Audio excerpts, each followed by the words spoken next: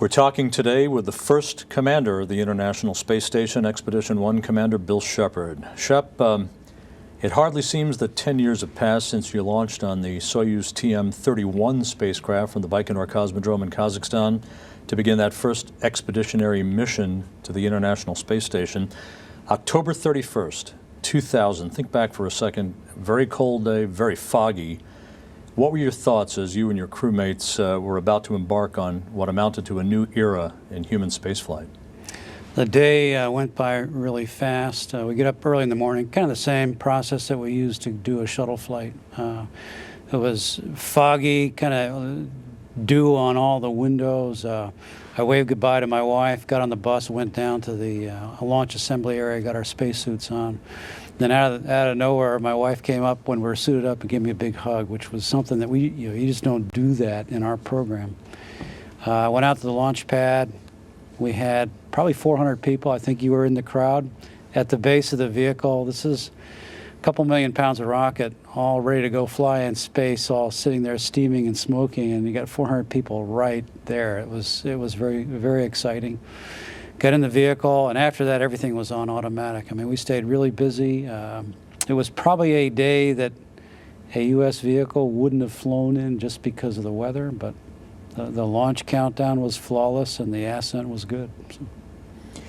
As you lifted off, the onboard cameras inside the Soyuz capsule showed you pumping your fist in celebration as you and your crewmates were heading uphill. Once you reached orbit, it's always fascinating to me what this two-day transit in a Soyuz is like to go to its destination. Were your thoughts squarely on the procedures, the two-day trip to the station, or what would life be as you entered what at that time was a very neophyte vehicle? Well, it was kind of a strange day for me because Sergei and Yuri were very experienced.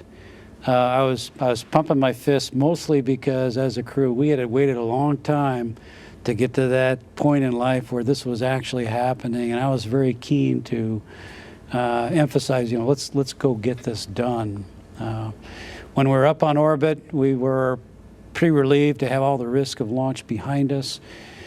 The process to get the pressure integrity of the Soyuz checked out is very lengthy. The Russians are very keen on really low leak rates, and so you have a lot of sitting in your couch while they sort that out. And then after that, it was just sort of contemplating what the docking would be like, and when you got on board the station, was it going to be as expected, or was it something really different? That was mostly what I thought about. Fast forward 2 days, November 2nd, a very historic day. You dock, and you and Sergei and Yuri opened the hatch to the station for the first time. You float in, and you grasped hands in jubilation. Was there a sense of history for you and them at that time that you had basically opened up a new frontier, set a stage for a new way of living and working in space? I don't think at that time we had that perspective. My focus was I had some things I had to do pre-hatch opening, to get ready to sample the atmosphere and bring gas samples back the next time a shuttle went back to Earth. So I had a bunch of stuff to do to get ready for the hatch opening. I really wanted either Sergei or Yuri to open the hatch and go in first, and I think Sergei was the first guy in. But then there was kind of a very busy scramble to do the initial things that we had to do, and particularly to find the TV hookup and the TV cable so we could give you that downlink. And we were really close to the wire, getting that all rigged and happy, and we almost missed it. So it was, and after the downlink was done, we just kind of all sat back and said, okay, we'll call it a day, because it was very hectic. The station, of course, at that time was a primitive complex. 10 years ago, just a few modules, no significant infrastructure in there. How was day-to-day life? It's not the complex we see today, which is sort of like a city in the sky. It was primitive.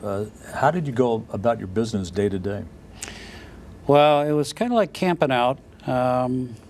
We didn't have the CO2 scrubbing wasn't we didn't have the air conditioning and the CO2 scrubbing up the way that we needed to. There was some concern about that. Our O2 production wasn't online. There were a lot of things that were very limited in terms of their robustness. A lot of really single string or almost just make-do life support systems that we had to bring up more capability. So the first week was really living in a sleeping bag, running around with a checklist and a bunch of tools, trying to get this stuff all to get cranking. We did have some issues, I think, with both the Electron and the CO2 scrubber, but we got by them. Did you feel like pioneers driving that spike like the Intercontinental Railroad? I think at the end of the expedition, when it was clear that the time and space was finite and we had to come home, and how did we do and what would people think of our time on orbit, I think we had that sense, but not up front. We were just really busy. Shep, you commented on your first space shuttle flight in 1988 when you were orbiting over a landmass near the Arctic that was desolate, that you felt like you might be viewing the surface of another planet. Did you have any similar emotion on your expedition? In a sense. In 1988, we're on Atlantis, early in the morning, upside down, second flight day. We're over Siberia, winter. You could look out, see the surface of a large body. You could look 1,000 miles in any direction. There was no contrail, no railroad track, no road, no smokestack plume. I'm looking and thinking, you know, there isn't a good reason why I'm not looking at some foreign body, some other planet. I felt something similar when I got back from Expedition 1. I made it a point, shortly after landing, we got back to the crew quarters. I talked our flight surgeon into letting me in a vehicle and just driving around the parking lot. And I was feeling really good. I was able to walk around and stand up. I didn't have any problems with getting around. And I said, you know, if I could get in a vehicle and drive it without hazarding myself or anybody else, we could probably go to Mars, where there'd be months of weightlessness, land, and be productive. And I very strongly had that sense. I drove the van around the parking lot a little bit, got out, shut the door, and I said to myself, we can do this. And you've talked in other interviews and forums about the technical culture of how you do spaceflight, how we do spaceflight. What does all that mean? Is this something that you experienced yourself during Expedition 1, during the time you were up there? Yes, very much. I think that's personally one of the biggest takeaways for me from having worked on ISS and with the Russians and the other partners. Here at Johnson, we have a lot of legacy from Mercury, Apollo, Gemini, the shuttle program, and we do things a certain way because that's how we know how to do them. I think one of the biggest things that I learned, having lived and worked and trained in Russia, was there are other approaches to the same problem, and it's a great strength to see somebody else attack an operational issue a certain way. And the difficulty is when you sit back and say, you know, maybe the Russians have a better way to do this, you would get a lot of pushback on the American side, and vice versa. When we tried to instill some operational technique or procedure on the Russians, it was the same rebound. And I'm going, really, the strength of a program like ISS is we should take the best of both of these cultures, but we are somewhat locked in the past about how we did things 10, 20, 30 years ago. We've got to get out of that mindset. And Shep, in that vein, almost 2 decades have passed since the ISS program as we know it today was conceived back in 1993 through cooperative agreements. But there were questions, and in some camps, some controversy about how well the cooperative effort with the Russians would unfold, how all this was going to work, different languages, different cultures, different ways of doing business from a technical standpoint. In the end, as of today, how well did the United States and Russian space engineers, officials, managers get along back then in the formulative days to get this program underway. And in that sense, how did you and your crewmates get along? Well, you probably have to talk about how well we got along on different levels. Initially, programmatically, there was wild enthusiasm. This simmered down a little bit when it got down to really how hard it was to integrate all the procedures, specifications, tolerances, standards, literally thousands of things that have to be meshed between what the U.S. does and what Russia and the other partners bring to the table. That got to be very difficult, but from an engineer-manager standpoint, people worked their way through that. Sure, we had disagreements. I often was asked by media, Shep, we understand that you guys are having some difficulties negotiating this with the Russians, and I would say, yeah, we have huge difficulties, and everybody get really excited about that. But I said, at the end of the day, we draw the line, we make some compromise, or somebody puts their foot down and say we're going to do it this way, and we move on. And the program got to the launch pad by those means. I can't say enough about the crew. Sergei, Yuri, and I, we were extremely tight. I don't think, I'm a little bit biased, but I don't think I've seen a better crew, at least in the modern era on station, than what we had. We had some significant challenges, but our synergy, our cooperation was really exceptional. The thing that did surprise me about the crew and how we got along was that we knew we were very compatible people on the ground, but our experiences and our sense of being a team on orbit just got stronger the whole time we flew. And everybody's glad to have a mission conclude and go home to friends and family, but I was really kind of sad to see that that was over. And I think most astronauts and cosmonauts look back to the day where they can get back in that kind of a team. You guys were very much hands-on. As a crew, you helped develop many elements of station operations, something as germane as the formats for computer interfaces on board, those types of things, technical reference materials that the ground would use to help you out.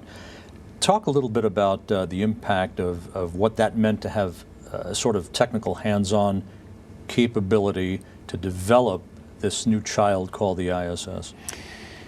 It was a very interesting area of work. I started out going to Russia. I started my formal training over there in 1996, and I was there for almost 5 years. I thought initially, with our work with the Russians, that because the United States was carrying most of the financial load for putting the station together and making it happen, that we could create a standard where we would have English as a unified language. The reality of working in Russia, I was with engineers and technicians who built stuff for Sputnik and Gagarin's capsule. And I decided that the only way I was going to understand how these guys thought and why they did what they did a certain way was if I could talk to them. So it was clear to me that Russian language, we weren't going to change the Russian approach to how they thought about doing space, and then the way to work with that was to get more involved with their language and their culture, which we did.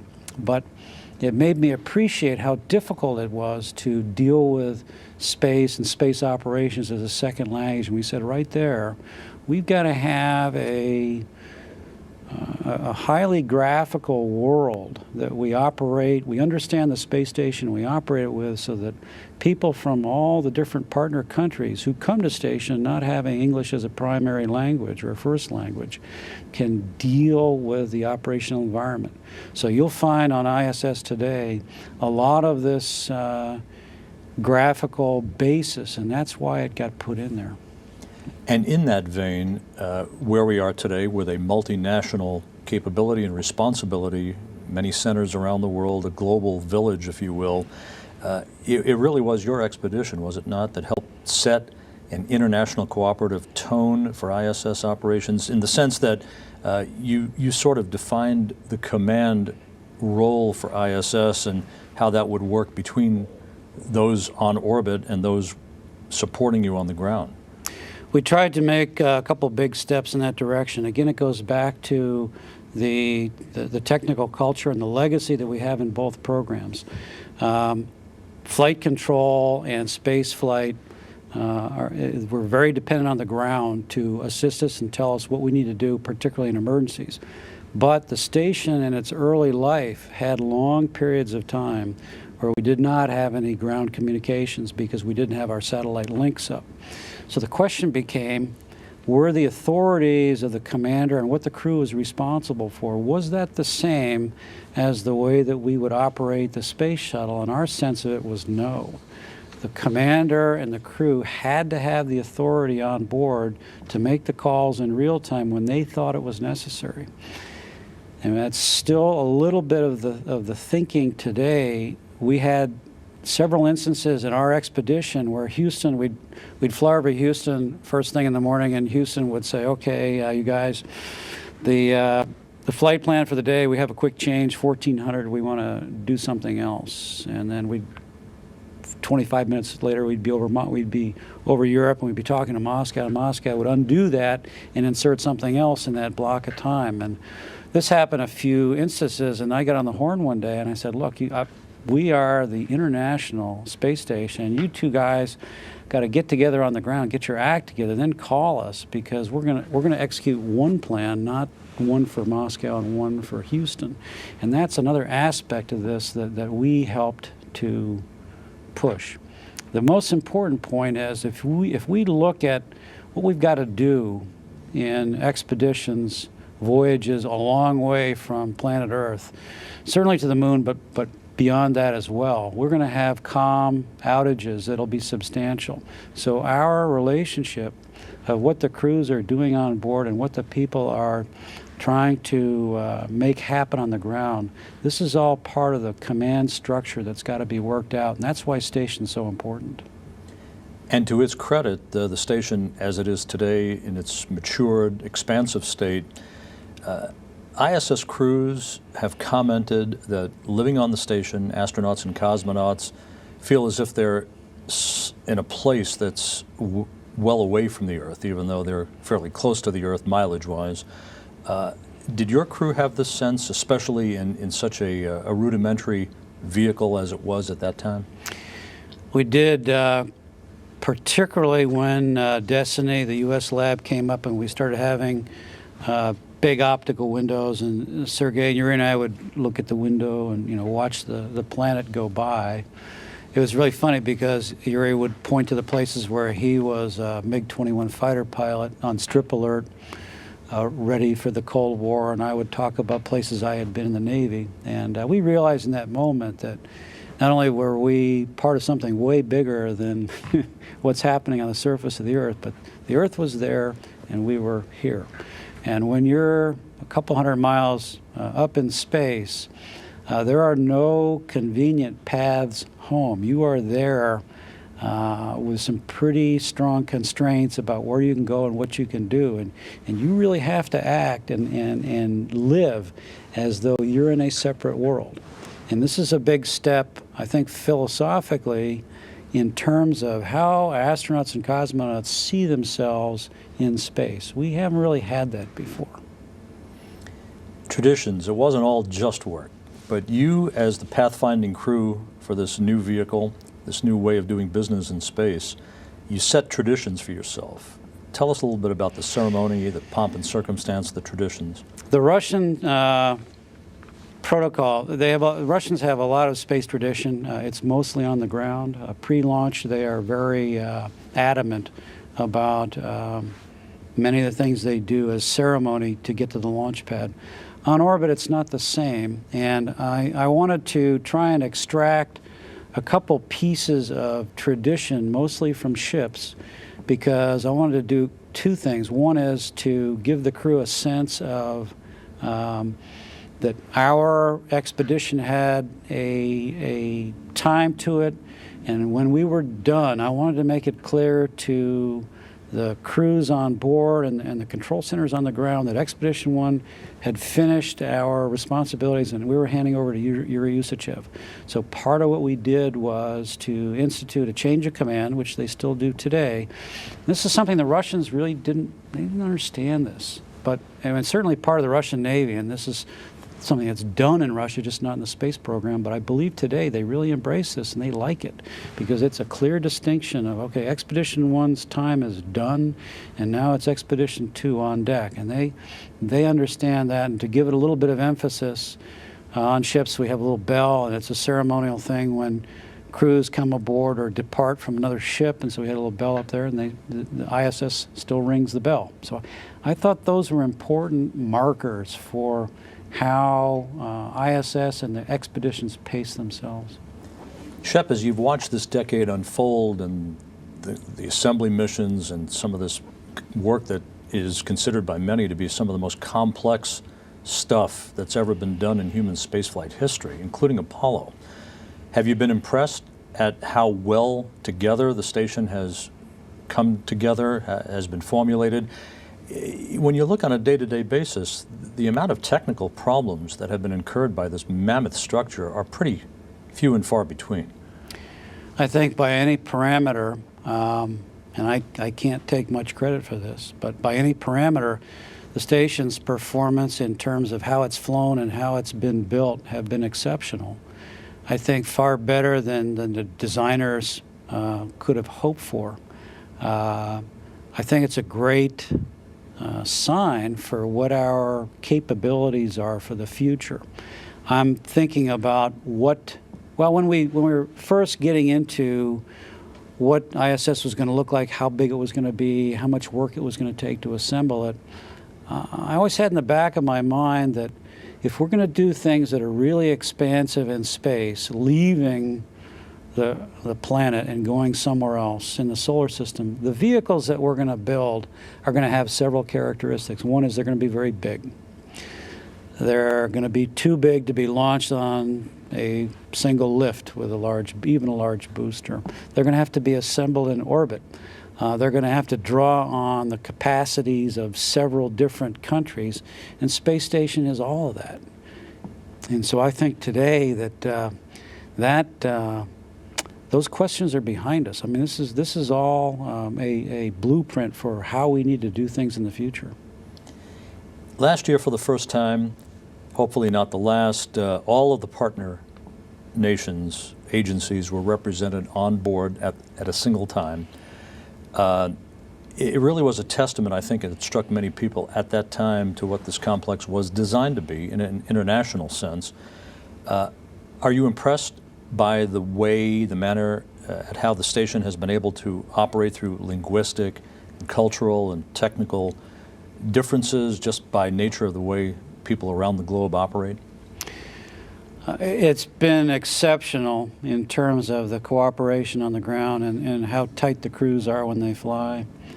I can think of any number of foreign astronauts who have joined us at JSC and had training here who become very Americanized. And this is maybe part of what happens. And I can also say myself, when I lived in Russia, Sergei came up to me one day, not too far from our launch, and he said, Shep, you came here and you had certain kind of angles to how you saw things, but you've changed. And I looked at him and said, wow, you're right, I have changed. And I think this is one of the real strengths of this program, that we have shown that humans can do really substantial endeavors, that we are flexible and adaptable, and the space station and how this has proceeded is an example of this. From those first baby steps a decade ago to what it constitutes today with 6 people living and working on board, and all of the incredible technical achievement that the space station has drawn to this point, what do you think the space station represents today, and what ultimately, a decade from now perhaps, will its legacy be? It has to have some short-term and long-term results. In the short term, we have a fantastic orbital laboratory to do research in 6 or 8 basic areas that we've never really had before. And I'm hoping that the crews now and subsequent will make great use of that. And that's its fundamental value to the nation and to the partnership.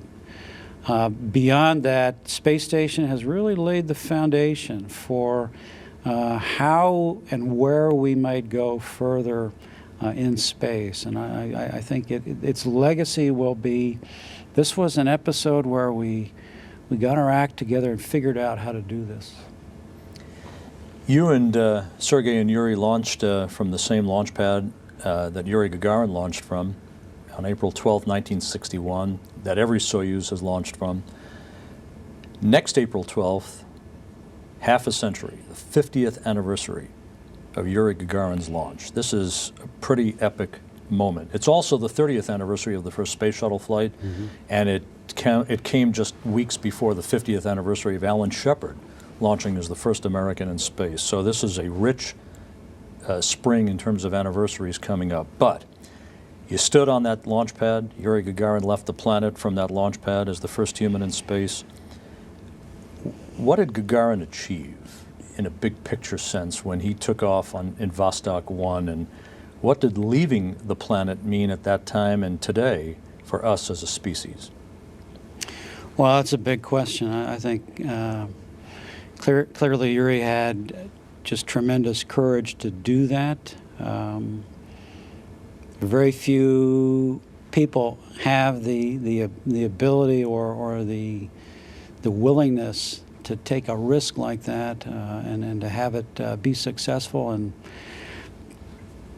Yuri's a world icon because of that. But he showed that humans had a place other than on the surface of the planet.